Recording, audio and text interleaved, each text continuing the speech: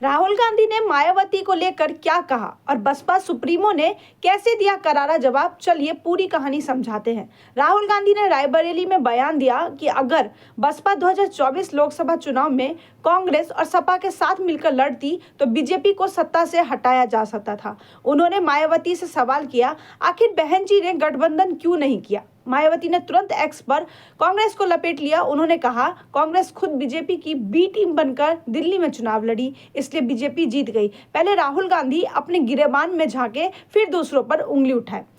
चलिए अब इन दिनों पार्टी का राजनीतिक बैकग्राउंड भी समझ लेते हैं। दरअसल कांग्रेस ने बसपा को अपने इंडिया ब्लॉक गठबंधन में शामिल करने की बहुत कोशिश की थी। यहां तक कि प्रियंका गांधी ने भी मायावती से संपर्क किया था, लेकिन अखिलेश यादव ने बसपा को लेकर सख्त स्टैंड लिया था और धमकी दी थी कि अगर बसपा को जोड़ा गया तो सपा गठबंधन छोड़ सकती है। अब इसका नतीजा क्या निकला? समाजवादी पार्टी ने यूपी में 37 सीट्स जीती, कांग्रेस को सिर्फ 6 सीट्स मिली और बसपा 79 सीट्स पर लड़ने के बाद भी 0 सीट से मिली। लेकिन ध्यान देने वाली बात यह है कि बसपा ने 9.5% वोट शेयर हासिल किया, जो कांग्रेस के बराबर था।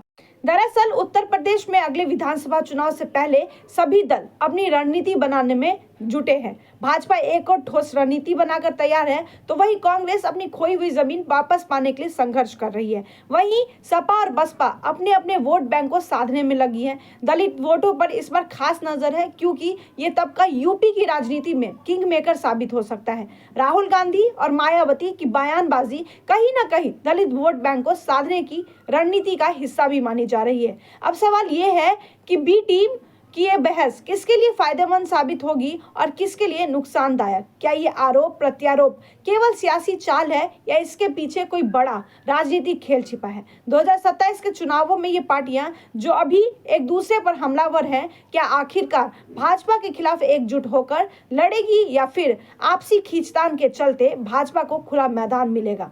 तो बड़ा सवाल, अगर बसपा गठबंधन में होती तो विपक्षी पार्टियों का वोट शेयर 52% के पार जा सकता था और शायद बीजेपी को बड़ा झटका लगता, लेकिन ऐसा नहीं हुआ। अब मेरा सवाल आपसे है, क्या मायावती ने सही किया जो कांग्रेस और सपा से दूरी बनाई, या क्या ये फैसला बीजेपी को फायदा पहुंचाने वाला था?